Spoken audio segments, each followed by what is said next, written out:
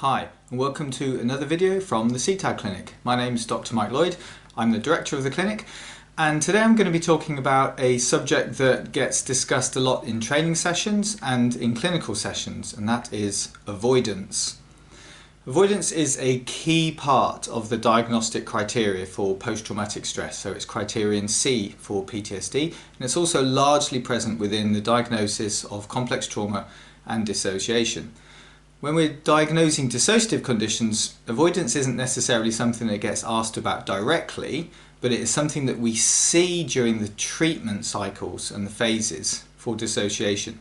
So it's a really important subject to be able to understand, and I thought I'd like to talk today as to why we place so much emphasis on avoidance within our work. So criterion C talks about avoidance being anything related to internal feelings or external reminders.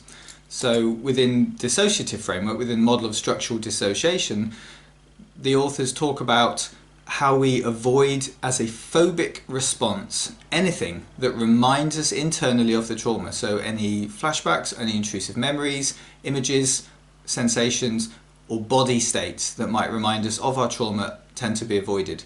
It also means that any emotional parts that contain trauma are pushed away and avoided in a phobic sense. Within more single event PTSD, the avoidance is often about the external events. So for example, if someone has a car accident and they are traumatized either to the degree of a diagnosis or in a sort of trauma with a small t, they tend to start avoiding aspects of that reminder of the traumatic event. So they might avoid going down the road that they drove on, they might avoid getting into the car completely, they might not want to be a passenger, they might not want to be a driver, they might want to avoid motorways and only start taking smaller roads. It all depends on the nature of the trauma. Either way, what happens is that the avoidance tends to start leading to that person having less of an experience of their natural, normal life. We can look at it by thinking that anything that leads to fear, anger, or sadness as an aversive response to an event can lead to avoidance. So people want to avoid things that lead to negative emotions. That was discussed in my previous video on action systems, and if you're interested to learn a little bit more about how action systems are considered within dissociative identity disorder or other specified dissociative disorders, that's a good video to have a look at. The thing with avoidance is that it feels really nice. So avoidance tends to cause or bring about relief. When a stressful event is upcoming, the person makes a decision or makes a choice about what they want to do, and if they do not want to approach that thing, if they don't want to go to the event or go near the event, they feel better the minute the avoidance is taking place.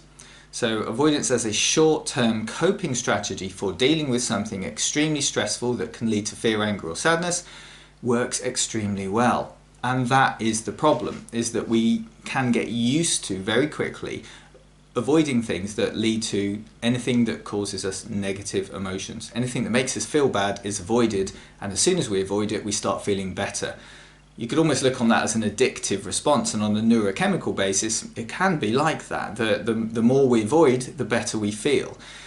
Again, it works really well in the short term. The problem is that if that's continued as a strategy for dealing with other things as well as the traumatic event, then the desire to bring about relief from a feeling of stress leads to sort of a shortening of the activities, a lessening of the activities that a person might actually engage in. So we deal with this within cognitive behavioural therapy all the time. People avoid events that make them feel bad or remind them of stressful or traumatic events, and therefore they continue avoiding, and eventually the way that they start living their life becomes smaller and actually causes more problems. And if avoidance is used as a ongoing, continued coping strategy, it actually leads to a maintenance of the trauma.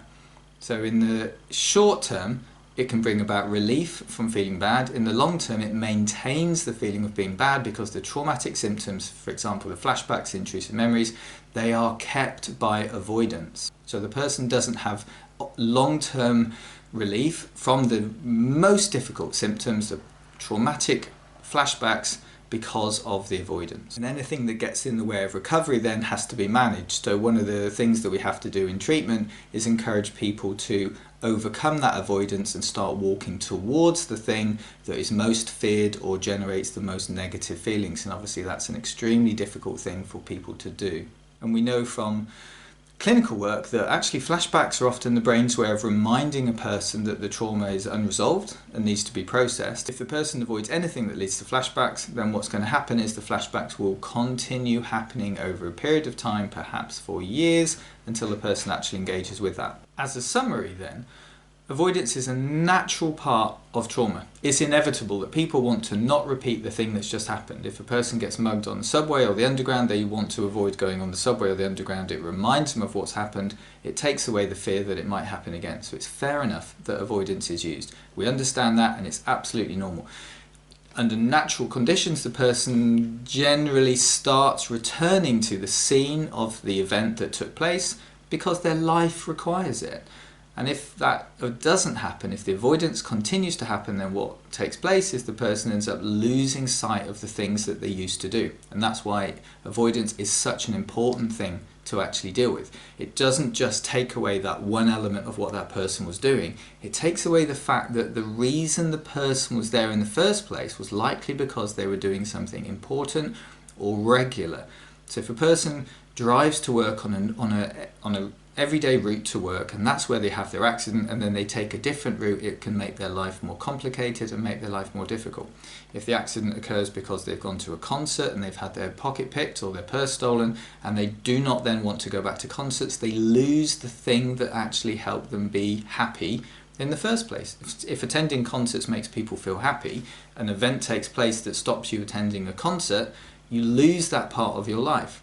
So trauma ends up being so integrated with loss, not just the thing that happened, but all the things that got lost because of it. And avoidance can maintain that loss. And that's why we seek to overcome it, because therapy is all about trying to improve a person's situation, not maintain something that has been taken from them.